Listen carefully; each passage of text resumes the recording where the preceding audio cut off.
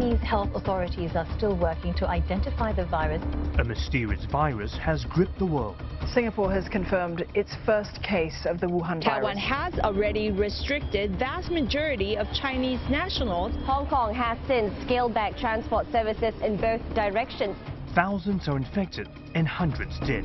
And the number of deaths in China has jumped by a new single-day record, up by 64 to 425. In 2003, when SARS hit the nation, I was avidly following the news. And I remember the scenes of how Tan Tock Seng was the designated SARS hospital. Since then, I haven't seen an infection of this scale. Singaporeans are naturally concerned. I think people are still scared because there's so much unknown, like how infectious it is and how it spreads. The numbers are rising in China especially. So what are you doing to protect yourself? Hygienic. Yeah. Don't go to crowded area. Yeah. When I go back, I wash my face, clean my hand, everything lah. Change my clothes. What's your understanding of the virus and how it works?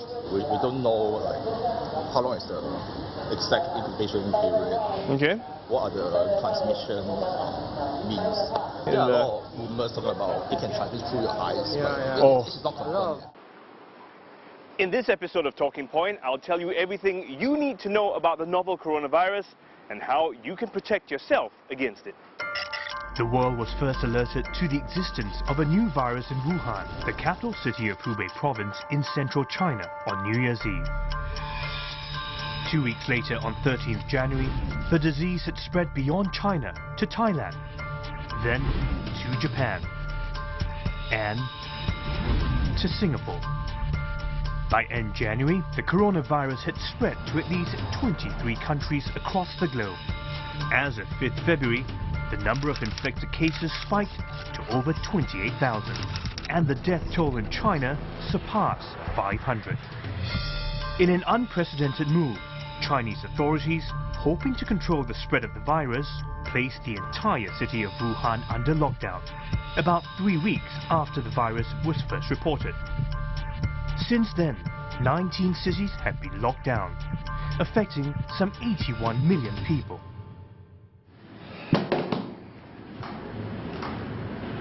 It's been 14 days since the Wuhan lockdown.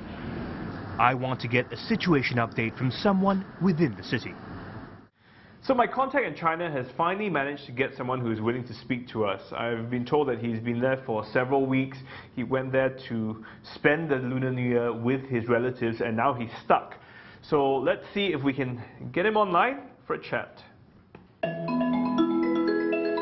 Hello, 你听到我吗？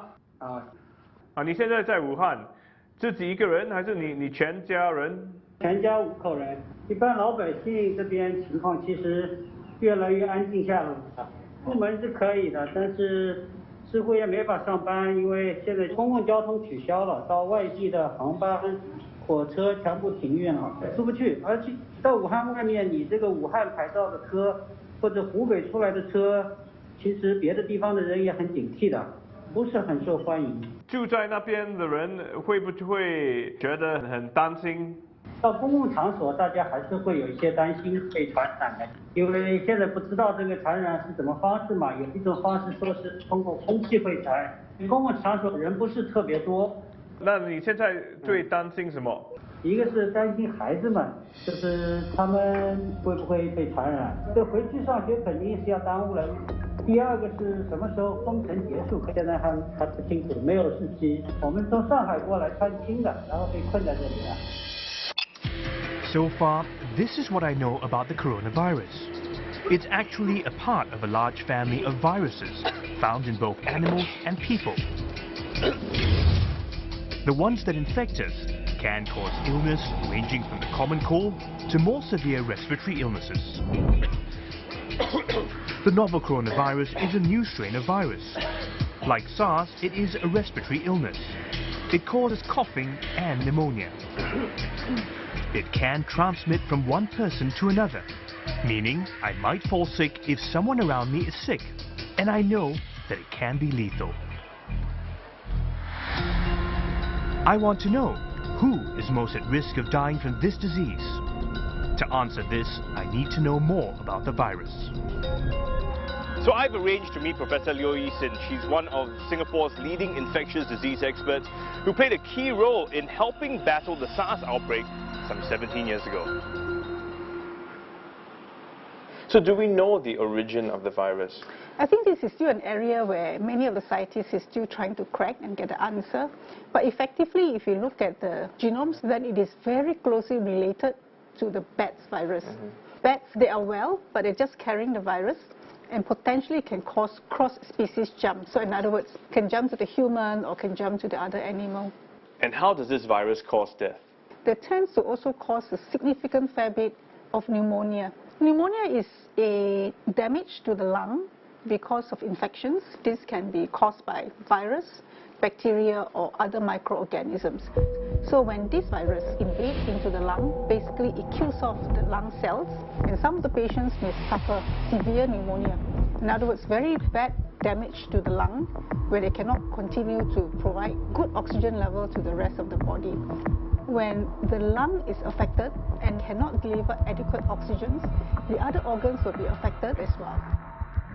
Now, usually for older individuals and individuals with already pre-existing chronic conditions like cardiac disease, lung disease, or other forms of organ that are not functioning well, so they tend to have higher mortality among this group of individuals. So we know that this virus can kill. Compared to MERS, to SARS, I mean, how deadly is this virus? So SARS fatality rate is ranging up from about 10 to 14% or so. Now for this new virus, because the whole situation is still evolving, so we don't really have the clarity in terms of the actual case fatality rate, but just looking at the current data is suggestive that the case fatality rate is ranging somewhere around 2 to 3. So preliminary findings show that unlike SARS, which had a fatality rate of about 10 to 14%, the novel coronavirus is only lethal in around 2 to 3% of its cases. But while it took SARS 8 months to infect 8,000 people, the novel coronavirus has already surpassed that within just 1 month. So it is spreading at a breathtaking speed. At this rate, how can we avoid being infected? This queue seems to be never-ending.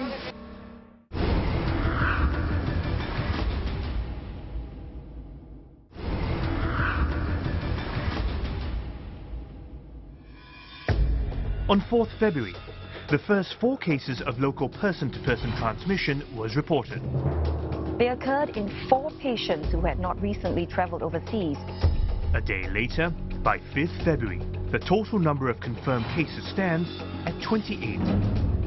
At that point, it's still classified as a limited community spread.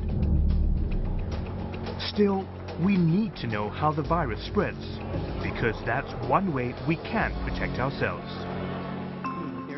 Professor Paul Tambaya has been on television sharing his knowledge on the new coronavirus. It's actually practically impossible to contain a virus if it is infectious during the incubation period. So how does this virus spread? So this virus is believed to spread by droplets. It spreads about 3 feet. Every time we talk, or we cough, or we sneeze, thousands of little particles come out from our mouth. That can actually carry infectious virus in it. You're within 3 feet of me, so you're going to get infected. So someone sneezes, it's on the handrails, I touch the handrail. We use our hands, we touch our mouth and our nose several times every hour. So if you've just touched something where somebody has sneezed and then you rub your nose, you've essentially escorted the virus into your nose. Apart from proximity, prolonged exposure also plays a part. This means the more you spend time with an infected person, the higher the chance of catching the virus. How long will it stay alive on that handrail? Again, we don't know for sure with this Wuhan coronavirus, but we do know from other coronaviruses, if you are in a cold and dry environment, say with the relative humidity of about 30% and the temperature somewhere around 15 degrees centigrade or lower, it can stay for like a couple of 100 hours. But on the other hand, if we're talking about 25 degrees and a humidity of about 80%, it's less than 2 hours. So when it's warm and humid, basically the virus dies. like here we are in the university campus, it's actually generally safer outside than inside an air-conditioned room. It's definitely safer. I still remember during SARS, it was my wife's birthday. So we went to Sentosa, we had open-air alfresco dining, and it was nice. And you know, I was pretty sure that with the humidity and the cross-ventilation, there was no risk of me even incubating the virus and bringing it home. How do I know whether I have the regular flu or I have the coronavirus? Most of us, once we get the flu, after a couple of days we start feeling better. But with the coronavirus, for the first 4 or 5 days, you start getting worse. And you're probably worse around day 4 or day 5. In fact, this is the data that we've seen from China. People go to the hospital on day 4 or day 5 because they're not getting better. Right. So it becomes apparent to them that they're not dealing with the regular flu. What should I do if I suspect that I have the virus? The first thing you need to do is you need to evaluate your risk. So ask yourself, were you in contact with someone who had the viral infection? Did you recently return from China? And if you do meet those criteria, you should go straight to the National Center for Infectious Disease. If you don't meet those criteria and it's a little bit grey, not so sure, then I suggest you go and see your general practitioner. But I would suggest that you call the GP ahead of time. And you warn him so that he doesn't put you in a room with 50 other people. In the days following the news of the outbreak, at pharmacies, scenes like this became commonplace.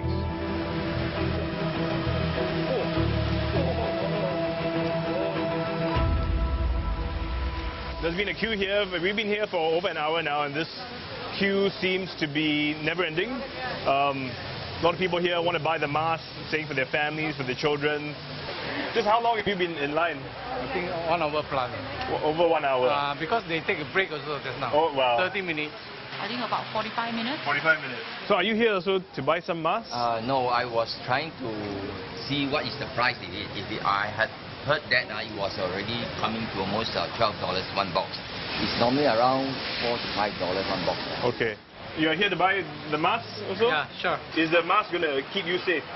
I don't think so. Oh, then why are you getting the mask? Because my family members asked me to buy something. Buy some. A day after the virus was detected in Singapore, the government released 5 million surgical masks from the nation's stockpile to retailers, and they were snapped up within hours. The current rate of consumption of masks is not sustainable. On 30th January, it was announced that all local households will be given 4 masks each. We will do a one-time exercise. We will prepare packets of 4 masks to be distributed to every local household. We are doing this to assure Singaporeans that every family will have access to masks if someone in your family really needs it. People were also reminded, wear a mask only if you are ill. So now that I've got my 4 masks, I need to make sure we know how to use them correctly when the need arises. We have to wear masks only on few conditions. Eric Velasco is an independent consultant on air quality and airborne contaminants. I'm hoping he can give me some answers. So, what's the difference between the masks? How do I know which mask I should be using? In this case, to prevent the spread of the virus, a surgical mask like this is good enough. How should we be wearing them, using them? It's very important to wear properly the mask. When you wear the mask, please be sure of not touching the front of the mask with your hand. Use the stripes, not by the mask itself. The mask has to cover your nose and your mouth completely. Which is the front size and the back size. Some masks have different color. The darker color, the gray one, usually corresponds to the back side.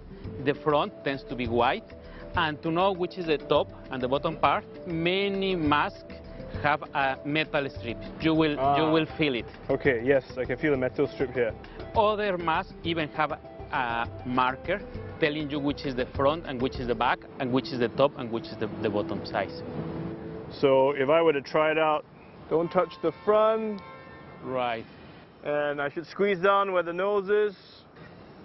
Is this correct? Perfect. It's covered in your nose and it's covered in your mouth. That's good. Yeah, okay. Don't worry if the mask doesn't seal perfectly to your face.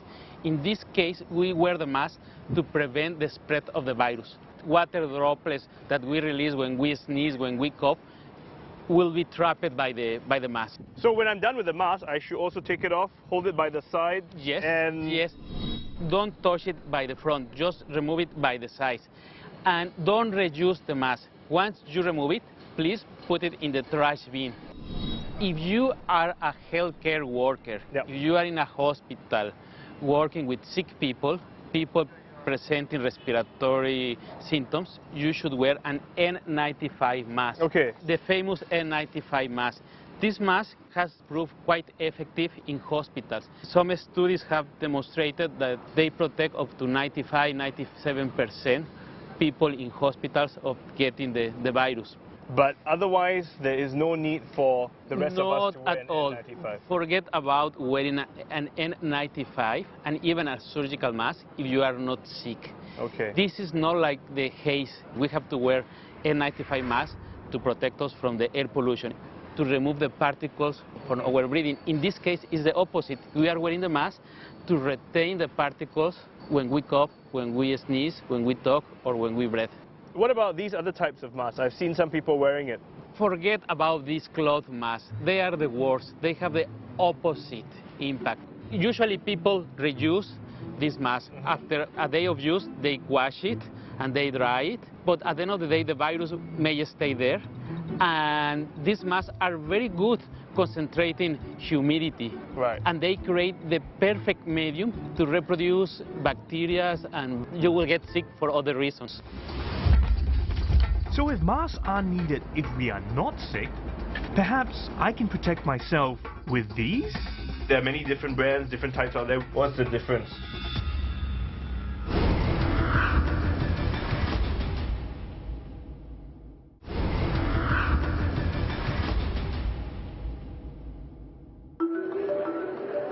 The novel coronavirus is spreading, and Singapore authorities have responded swiftly. Temperature screenings are in place at all land checkpoints and for all flights coming into the country. This will help to reduce the risk. A dedicated ministerial task force was set up to provide almost daily updates. With effect from 31st January, all Singaporean residents returning from China have to take a 2-week leave of absence. This means affected persons can return to school or work only 15 days after they arrive in Singapore, provided they are well. The country also closed its doors to all foreign travellers from China to stem the spread of the virus. Strict protocols in place at the national level are all good, but I want to know what else I can do to protect myself. So we've been told to wash our hands frequently with soap and water, but what if we don't have access to that? Could these be the next best thing?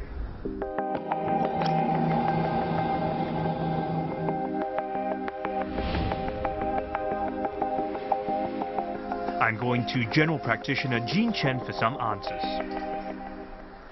So these are the different wet wipes and sanitizers that we have.